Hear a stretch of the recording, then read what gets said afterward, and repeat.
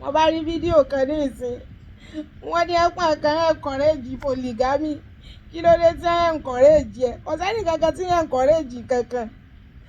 monogamy gan encourage ẹ̀ kò sẹ́ni tí encourage marriage gan ní ìsìn ńgbẹ́ bá ràn single mother hàn single lady hàn widow hàn tí wọn ọlọ́kọ tẹ́ ń fọkọ bú hàn tẹ́ ẹ̀ jẹ́ wọn breathe as long as you did not allow the singles to breathe ọkọ yín náà wọ́n mọ̀ fẹ́ of course ẹni tí ọlọ́kọ ṣé kò mọ̀ fúnra rẹ̀ pé òun ò ní jọ person wey no get husband ṣé wọ́n lo nídìí láti ṣẹ̀ṣẹ̀ lọ rán létí pé kò lọ́kọ ẹ bá ti rán án létí tẹ̀ ń fọkọ bú àwọn ọkọ yín náà wọ́n mọ̀ fẹ́ jọ sẹ́mi wá ní kí wọ́n fẹ́ sẹ́mi jọkùnrin lójú ẹ̀ ọkọ yín náà ni wọ́n mọ̀ fẹ́ náà jọ mọ̀ pé mọ́ra wọn lọ ọ̀pọ̀lọpọ̀ ìyàwó lémi gan ọ̀gbọ́n òwe rádaràda àjábú ni wọ́n ń jà tí wọ́n lọ ń forí jágbó kiri gbogbo àtẹ̀ǹbù tẹ̀ ń fọkàn bù ọkọ yín náà wọ́n mọ̀ ọ́n fẹ́ ọkùnrin dàtí ń fẹ́yàwó ní ìsìn ọkùnrin ò fẹ́yàwó mọ́ ọmọ tí ń fẹ́yàwó ní ìsìn ọmọ under 30 young guys tí wọn ò sì pé 30 years old ọmọdé wọn ọmọ 28 29 30 ọkùnrin ẹ̀ tí ń fẹ́yàwó nù torí ẹ̀hán ṣẹ̀ṣẹ̀ jíǹjì orí ẹni ni obìnrin jù wọ́n lójú sọ̀rọ̀ tí wọ́n ti fẹ́yàwó láti bí ọdún bíi 5 bíi 10 sẹ́yìn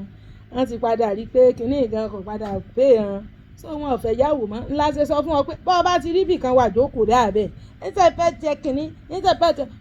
ìwọ kú òun bẹ́ẹ̀ ojú ẹ máa là ṣe kàn sẹ́ni kankan tí yẹn encourage anything ntàwà encourage ní moral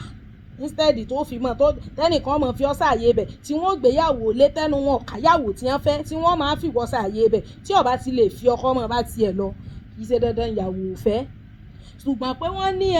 ẹni kan gbogbo ọ̀tá ìfọkọ̀ bú jọ̀ọ́ta ni kí wọ́n fẹ́ sọ́lọ́ wọn ṣẹ̀ṣẹ̀ lọ manufacture ọkọ tuntun fún ẹni ọmọ tuntun tí wọ́n bá bí lónìí gan-an kò ní níye ọdún tí ó fi dàgbà kó tó fẹ́ yàwó sún ọkọ yín náà ní ọmọ fẹ́ ìkan lórí ìbú àǹtí aláǹtí ìṣọ́ọ̀bù rẹ̀ tó fọ́ gbogbo kírètì ẹyin tó fọ́ kóòkì tó fọ́ fáńtà tó fọ́ gbogbo ọjà táǹtí aláǹtí ń tà tó ní fọkọ òun àǹtí gan lòun ọ̀dọ́kọ rẹ̀ mọ̀ nínú gbogbo àti ẹ̀ máa rajà ìṣọ́ọ̀bù òun ọjọ́ tọkọ rẹ̀ ṣẹ̀ṣẹ̀ wá bẹ àǹtí yẹn pé kí wọ́n mọ̀ bínú wọ́n ní ìyá ìfọ́ kírètì ẹyin kó dákun èló ni gbogbo ọjà tó bàjẹ́ ní ṣọ́ọ̀bù wọn káwọn ó lè bọ́n ra míì padà bẹ́ẹ̀ lantin tó ní sẹ́yìn ni ọkọ ẹni yẹn ni pé because àwọn ò tiẹ̀ lè identify ẹni tó jọkọ rẹ̀ gan ó kàn wá embarrass àwọn ni ọ̀dẹ́ni tó sọ pé àwọn ń fẹ́ gan mọ̀ bí wọ́n ti dọ̀rẹ́ nù wọ́n ti fẹ́ ra wọn ní ìsìn of course àǹtí tó ṣe pé single mother ni tó sì jókòó di ọjà rẹ̀ tí ń tajà rẹ̀ tí wọ́n rè lanu gbàgàdà pẹ̀lú oyún oṣù 8 nú àǹtí wọn bá nà pírẹ́sì ọlá oyún tó gbé nú gbà náà ni gbogbo ará àdúgbò náà ni wọ́n ní kọ́pẹ̀lẹ́ ọlọ́run ó fòfò rẹ̀ mí gbogbo ọjà rẹ̀ tó bàjẹ́ èèyàn náà ni wọ́n rè sọ fọ́kọ pé ìwé ẹ̀hànnà níyàwó yín ìwú kọlẹ̀kọ̀ lè kọ̀ gbọ́n o toyún nú lórí ìbáǹtí aláǹtí dáǹsọ́ọ̀bù tó fọ́ gbogbo kírètì ẹyin rẹ̀ ìgbà bọ̀dáhùn tó wá bẹ àǹtí yẹn làǹtí gan tó recognize pé so sẹ́yìn lọ́kọ ẹni that means pé ẹni tó accuse àǹtí pọ́n fẹ́ gan àǹtí gan ọ̀dẹ́ ni mọ̀ ó ti rírí lójú ayé bẹ̀ kò mọ̀ pé òun lọ ọkọ ẹni yìí à ń bọ̀sibọ̀sí wípé wọ́n fẹ́ ra wọn kò sí ń tọ́dàn pọ̀ ibi wọn ti rè bẹ̀ra wọn pé kọ́mọ̀bínú tí wọ́n ṣe ibẹ̀ ló ti ṣe ìbéèrè pé ṣé single mother ní tòótọ́ ni òun ọmọ òun rò pé gbogbo tí wọ́n máa ń rajà ń pé bóyá ọkọ yín nìkan ń bẹ̀ òun ò lọ́kọ àmọ́ òun ti bímọ ó ti fẹ́ ní ìsìn lóòrán kan bìlífù pé wọ́n ti ń fẹ́ ra tẹ́lẹ̀ ni bèmí mọ̀ pé wọ́n fẹ́ ra tẹ́lẹ̀ ínsídẹ́ǹsì tíyún gbóyún lọ ọbẹ̀ tó rè bá jaun ínsídẹ́ǹsì yẹn ló ṣe sábà bí wọ́n ṣe dọ̀rẹ̀ wọ́n ti dọ́kọ̀ àtìyàwó ní ìsìn kò sí ọ̀pọ̀lọpọ̀ yín sì rè ní good reputation gan lọ́dún ẹbí ọkọ ọ̀hún kò sí ẹni bí wọ́n bá gbẹ̀yàn míì dé kíá ni wọ́n accept ẹ̀ torí ẹ bá ti rí ìyá ọkọ bíbú ni bàbá ọkọ lílù ni ẹ̀gbọ́n ọkọ nínà ni àbúrò ọkọ nínà ni ní bá bònú bẹ́ẹ̀ àbí bẹ́ẹ̀ bá kọ̀pù so ọkọ yín náà wọ́n mọ̀ fẹ́ jọ̀wọ́ táwa nìkan fẹ́ ọkọ dà tó rí gbòòrò so bẹ́ẹ̀ bá ti mọ̀ pé ẹ fẹ́ kàn ọkọ yín ọmọ fẹ́ yàwó ẹ pa ẹnu yín mọ́ bẹ́ẹ̀ bá ti ráwọn sisi ẹ mọ̀ wulẹ̀ rè fọkọ bú wọn bẹ́ẹ̀ bá ti rán sí gúnmọ́ rẹ̀ mọ̀ rè fọkọ bú wọn èmi ti rán tí wọ́n fọkọ bú wọn èèyàn tó ṣe mọ́ ọkọ wọn náà ní apádà fẹ́ òótọ́ ọ̀rọ̀ ni kéèyàn ọmọ lọ́kọ ní ìsìn kan ṣẹ̀ṣẹ̀ rè rán létí pé ọ̀lọ́kọ téèyàn ọkọ rẹ náà ní ọ̀padà fẹ́ àfi tí ọba fẹ́ràn ọkọ rẹ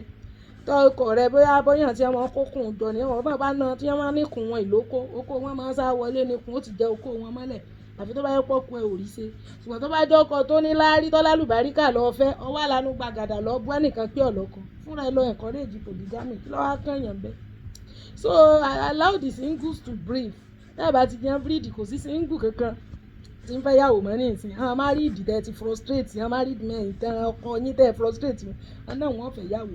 àwọn obìnrin sì ti gbọ́n ní ìsìn wọn sọ pé ọkùnrin tí obìnrin bẹ́ẹ̀ ń lé ẹ̀ ọkùnrin gidi ni bọ́ bá ti ẹ̀jọ́ ọkùnrin tó rorò òkú rorò rẹ̀ kò tí ì kọjá àfaradà ni wọ́n lè má sí gbádùn bẹ́ẹ̀ bá náà tààrà o torí wọ́n tó bá lọ́nu polygyny bóyá